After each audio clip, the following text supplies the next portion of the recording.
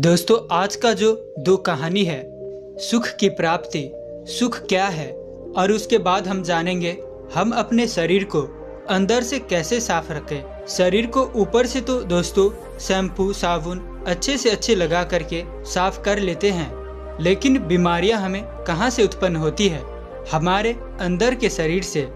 हमें कभी कभी अपने पूरे शरीर को भी अंदर से वॉश करना चाहिए, जैसे फेफड़ा, पेट, आंत, ये सब हम अपने अंदर से शरीर को साफ कर देते हैं तो हमें कभी भी कोई बीमारी नहीं होगी। जिस तरह से आपकी गाड़ी, अगर गाड़ी का सब कुछ क्या होता है, इंजन होता है, आप समय समय पर उसे सर्विसिंग करवाते हैं जिससे गाड़ी बढ़िया से एवरेज दे, उसमें कोई खराबी ना आए। उसी तरह से दोस्तों हमारा शरीर भी है। हम अंदर से समय समय बिना कोई मेडिसिन से अपने शरीर की अंदर से सफाई कैसे करें, आज इसका ज्ञान प्राप्त होगा। चलिए पहले सुनते हैं भगवान महात्मा बुद्ध की कहानी, सुख क्या है। एक दिन बहुत से भिक्षु बैठे बात कर रहे थे, संसार में सबसे बड़ा सुख क्या है? अगर संसार में सुख ही था तो उसे छोड़कर आए क्यों? संसार में दुख ही दुख रह जाए तभी तो कोई संन्यास्त होता है। जब यह समझ में आ जाए कि यहाँ कुछ भी नहीं है, खाली पानी के बबूले हैं, आकाश में बनी इंद्रधनुष इंद्रधनुष है, आकाश कुसुम है, यहाँ कुछ भी नहीं है, तभी तो कोई सन्यासी होता है। सन्यास का अर्थ ही है संसार व्यर्थ हो गया है। जानकार अनुभव अपने ही साक्षात्कार से ये भिक्षु ऐसे ही भागकर चले आए होंगे। किसी की पत्नी मर गई होगी, सन्यासी हो गया होगा, किसी का दिवाला निकल गया, सन्यासी हो गया।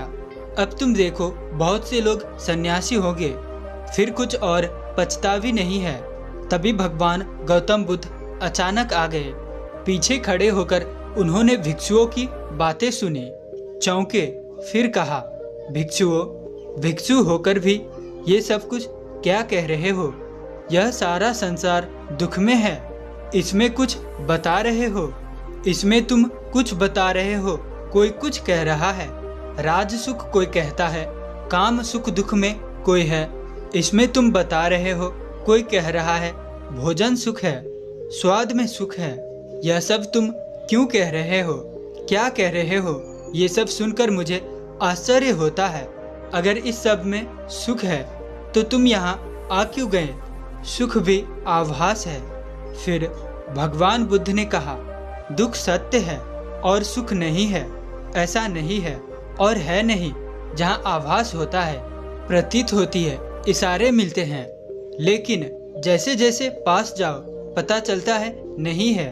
फिर सुख कहाँ है? भगवान बुद्ध ने कहा, बुद्धोत्पात में सुख है। तुम्हारे भीतर बुद्ध का जन्म हो जाए तो सुख है, तुम्हारे भीतर बुद्ध का अवतरण हो जाए तो सुख है। बुद्धोत्पात ये बड़ा अनूठा शब्द है। तुम जग जाओ तो सुख है, सोने में दुख है, मूर्छा में दुख है, जागने में सुख है, तो सबसे परम सुख तुम्हारे भीतर बुद्ध पैदा हो जाए। अगर ये सभी नहीं हुआ तो नंबर 2 का सुख है। जिनका बुद्ध जाग गया उनकी बात सुनने में सुख है, उनका धर्म श्रवण में सुख है, तो सुनो उनकी जो जाग जाए, उनकी जो जाग गए हैं, जिन्हें कोई दिखाए ना पड़ा, ढूंढो उनकी। लेकिन उसी सुख पर रुक मत जाना। सुनकर अगर रुक गए तो एक तरफ का तो सुख मिलेगा, लेकिन यह भी बहुत दूर जाने वाला नहीं है। इसीलिए बुद्ध ने कहा, समाधि में सुख है, बुद्ध उत्पाद में सुख है। फिर इससे भी हुए नहीं तो उनके वचन सुनो, उसके पास उठो बैठो, जिनके भीतर यह क्रांति घटी है, जिनके भीतर यह सूरज निकला है, जिनका प्रभात हो गया है। जहाँ सूर्योदय हुआ है उनके पास रहो, वहाँ सुख है, मगर इसमें ही रुक मत जाना। ध्यान रखना कि जो उनको हुआ है वह प्राप्त तुम्हें भी करना है। उस करने का उपाय का नाम समाधि है। सुनो बुद्धों को और श्रेष्ठ करो बुद्धत्व को, उस जैसे बनने की, और उस चेष्टा का नाम है समाधि। उस चेष्टा का फल है बुद्धोत्पाद। सुनो बुद्धों के वचन, बुद्धों जैसे बनने की चेष्टा में लगना, ध्यान समाधि योग, और जिस दिन बन जाओ उस दिन परम सुख है। सुख यहाँ पे है। तो दोस्तों, आप लोग समझ गए कि सुख कहाँ पे है। अब हम चलते हैं स्वास्थ्य के बारे में जानने, जिससे हम अपने शरीर की अंदर से सफाई कर सके। हमने शुरू में ही बताया था कि भाई इंसान अपनी गाड़ी की सर्विस करवाना नहीं भूलता, अपने घर की साफ सफाई भी करना नहीं भूलता, यहाँ तक कि अपने जूतों की भी सफाई करना नहीं भूलता। लेकिन अपनी शरीर की सफाई वो कब करता है? आप सोच रहे होंगे कि भाई हम नहाते धोते तो रोज है, तो सफाई तो हो ही जाती है। मैं यहाँ पर बाहर की सफाई की बात नहीं कर रहा, मैं भीतर की सफाई की बात कर रहा हूँ, पेट की सफाई की बात कर रहा हूँ। वाघभट्ट जी ने आयुर्वेदा में लिखा है कि 95% बीमारियाँ पेट से पैदा होता है। चलिए पहले ये समझ लेते हैं कि हमारे पेट से बीमारी पैदा कैसे होता है, और तभी हम समझ पाएंगे कि उस पेट को साफ कैसे करना है। आपको ऐसे बहुत सारे लोग दिखेंगे जो अपने बीमारियों के कारण दुखी रहते हैं। वो डॉक्टरों के पास घूमते रहते हैं, किसी वैद्य के पास जाते रहते हैं, और फिर उनका जीवन दवाइयों के सहारे चलने लगता है। और ये भी हकीकत है कि उन दवाइयों से उसे कुछ देर के लिए तो आराम हो जाता है, लेकिन उस बीमारी का जड़ कभी नहीं जाता।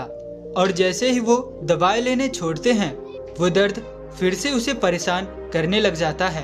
तो भाई कितने ही लोग आप ऐसे देखे होंगे, और वास्तविकता में कुछ लोग तो आपके परिवार से ही होंगे।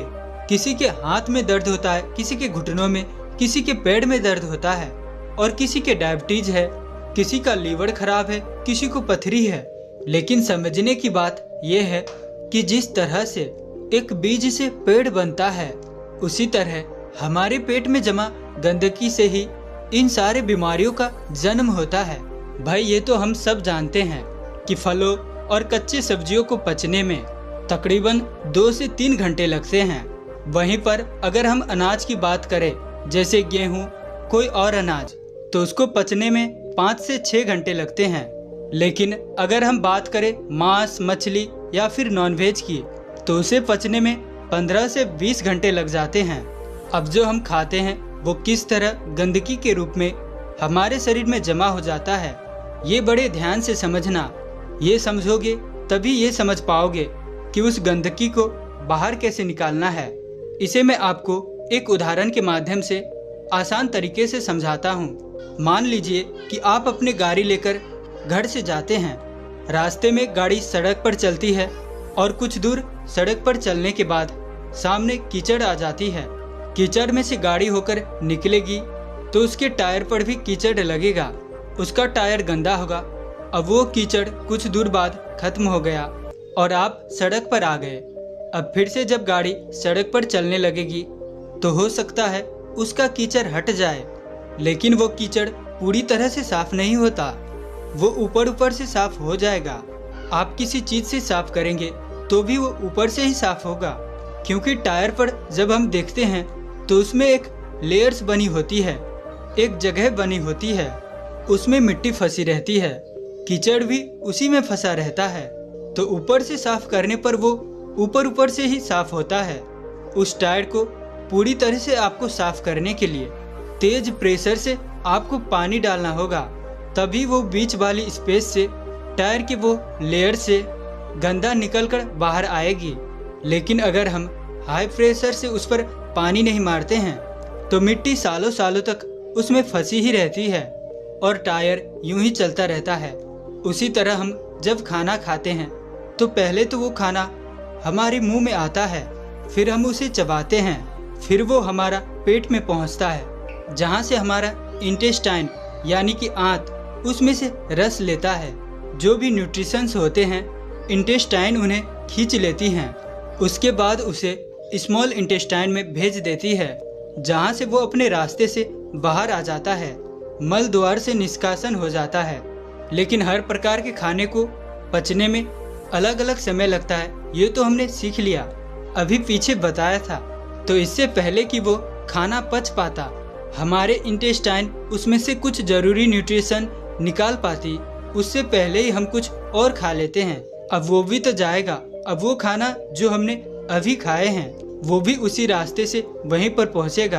तो अब जो वो खाना जो पहले से हमारे पेट में पड़ा हुआ है वो अभी पूरी तरह से हजम भी नहीं हुआ है, डाइजेस्ट नहीं हुआ है, वो अभी उस पर प्रेशर लगेगा। किसका? जो खाना हमने अभी खाया है उसका, क्योंकि वो भी तो उसी रास्ते से आगे जाने वाला है और आगे तो जाम लगा पड़ा है। तो ये खाना उसको धक्का मारेगा और वो पुराना खाना बिना पूरी तरह से डाइजेस्ट हुए आगे निकल जाएगा। जब ये हाफ डाइजेस्ट खाना बिना पूरी तरह से हजम हुए आगे बढ़ जाता है तो ये पीछे छोड़ जाता है बैक्टीरियाज के भंडार। बहुत सारे बैक्टीरियाज होते हैं जो पीछे छोड़ जाते हैं और ये बैक्टीरियाज हमारे इंटेस्टाइन से, यानी कि हमारे पेट के, हमारे स्टमक के जो इनर वॉल्व्स होते हैं उनसे चिपट जाते हैं। उसी तरह जैसे वो कीचड़ उस गाड़ी के पहिए पर लगा था, उसी प्रकार अब हमारे इंटेस्टाइन तो खाने से पोषक तत्वों को खींचने के लिए बने हैं। हमारे इंटेस्टाइन खाने से न्यूट्रिशन खींचते हैं और खींचकर शरीर के दूसरे अंगों में उन्हें पहुंचाते हैं।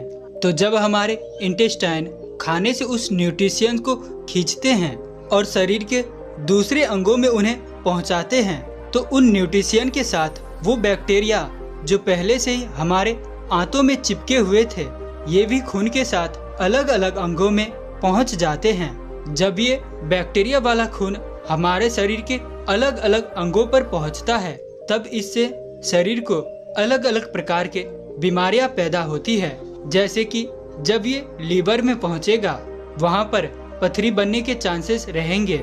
जब ये दिल के पास पहुंचेगा तब दिल के दौरा पड़ने के चांसेस रहेंगे और जब ये मस्तिष्क में पहुंचेगा तब ये दिमाग की बीमारी पैदा कर देता है।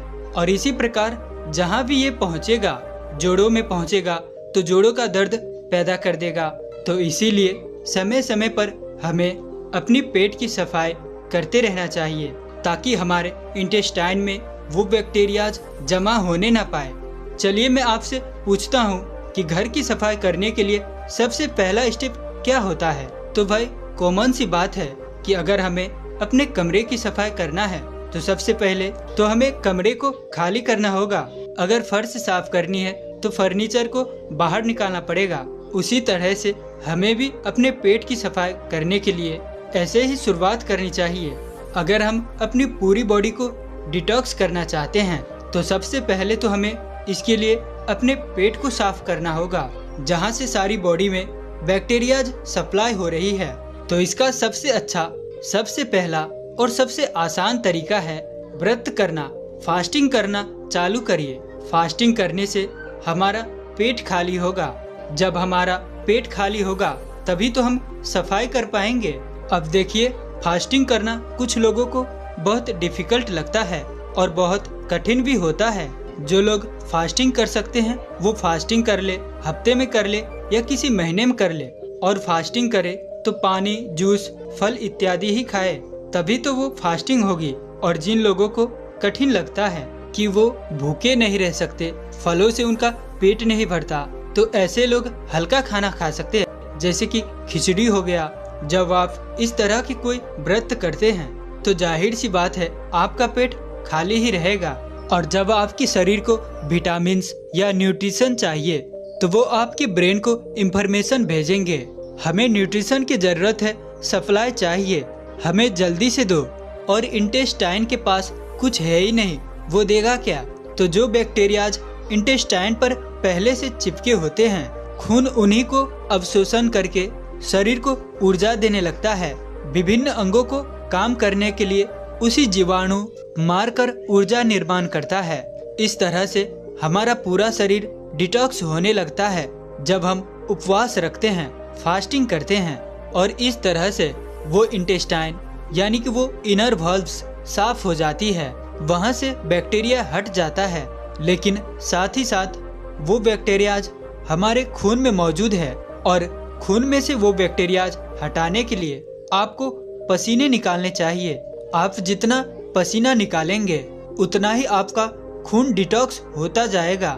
जो हमारे स्किन में छोटे छोटे छिद्र होते हैं जहां से पसीना बाहर आता है, तो उस पसीने के साथ ही हमारे खून में जो अनवांटेड मटेरियल होते हैं वो भी उस छिद्र से पसीने के जरिए बाहर आ जाते हैं। लेकिन एक बात आप सब सच बताना, आप में से बहुत सारे लोग सोचते तो होंगे कि हम कल से रूटीन बनाएंगे, एक्सरसाइज करेंगे, अच्छा खाना खाएंगे और अपने शरीर का ख्याल रखेंगे, लेकिन अगली सुबह आते ही आप भूल जाते हो। फिर से वही रूटीन, फिर से लेट उठना, ऑफिस में जाना और फिर से आकर उसी तरह से रात को लेट सोना। देखिए, इसमें गलती इंसान की नहीं होती है, इंसान का रूटीन ही ऐसा हो गया है। वो कभी रात की ड्यूटी करता है तो कभी दिन की ड्यूटी करता है, तो इस तरीके से उसका कोई रूटीन फिक्स हो ही नहीं पाता और वो अंदर ही अंदर अपने मन में निराश होता ही चला जाता है। किस तरह से एक्सरसाइज स्टार्ट करोगे, टाइम तो मिलता ही नहीं तुम्हें, कैसे अपना ख्याल रखोगे बताओ। तो दोस्त, इसके लिए विकल्प होते हैं। अगर तुम ध्यान से सोचोगे, दिमाग लगाओगे तो तुम्हें ऐसे तरीके मिल जाएंगे। भाई, इसके लिए हमें चाइना के लोगों से सीखना चाहिए। चाइना के लोगों का भी शेड्यूल इसी तरह से बिजी रहता है, उन्हें टाइम मिल ही नहीं पाता कि वो एक्सरसाइज करे। उस देश में भी ज्यादातर लोगों को टाइम मिल ही नहीं पाता कि वो थोड़ा समय निकालकर एक्सरसाइज कर ले, इसीलिए वो अपने पास साइकिल रखते हैं। इधर उधर छोटी मोटी जगहों पर ज्यादा दूर नहीं जाना हो, वहाँ पर वो अपने साइकिल का इस्तेमाल करते हैं। ज्यादा दूर नहीं, लेकिन छोटी जगह पर कुछ दूर जाने के लिए हम साइकिल का इस्तेमाल तो कर ही सकते हैं। इससे हमारे थाई में जो पेल्विक मसल होती है ना, उन पे बहुत अच्छा काम होता है, उनकी पूरी तरह से एक्सरसाइज हो जाता है। साथ में हमारा पसीना भी निकलता है और उससे हमारा बॉडी भी डिटॉक्स हो जाती है और इसके साथ ही कोई पोल्यूशन भी नहीं होता। तो मेरा यहाँ कहने का मतलब ये है कि अगर आपको कोई छोटी दूरी तय करना है, कहीं पर जाना है, तो आप शक भर पैदल जाने की कोशिश करें, या तो फिर छोटी दूरी के लिए साइकिल का इस्तेमाल करें, और नहीं तो साइकिल करने में इंटरेस्टेड ना हो तो रनिंग कर लो, डांस कर लो, जिस तरीके से आपको अच्छा लगे। शरीर से पसीना निकालो ताकि आपके उसके रास्ते होकर शरीर के अंदर से गंदगी निकले। तो दोस्तों, ये थी वो 2 नियम। पहला, व्रत रखने का नियम, फास्टिंग, और दूसरा, शरीर से पसीना निकलवाने का नियम। दोस्तों, ये 2 नियम अगर आप फॉलो कर लेते हैं तो आपके शरीर अंदर से डिटॉक्स हो जाती है और आपको कभी भी कोई भी बीमारी नहीं होती है, अगर आप अपने शरीर को इस तरह से डिटॉक्स कर लेते हैं। तो दोस्तों, आशा करते हैं कि आपको ये वीडियो अच्छा लगा होगा। तो अंत तक मेरे साथ इस वीडियो में बने रहने के लिए मैं किशन शर्मा आप सभी का दिल से बहुत बहुत धन्यवाद करता हूँ। तो चलिए मिलते हैं ऐसी किसी और नई वीडियो में, तब तक के लिए अपना ख्याल रखें। धन्यवाद।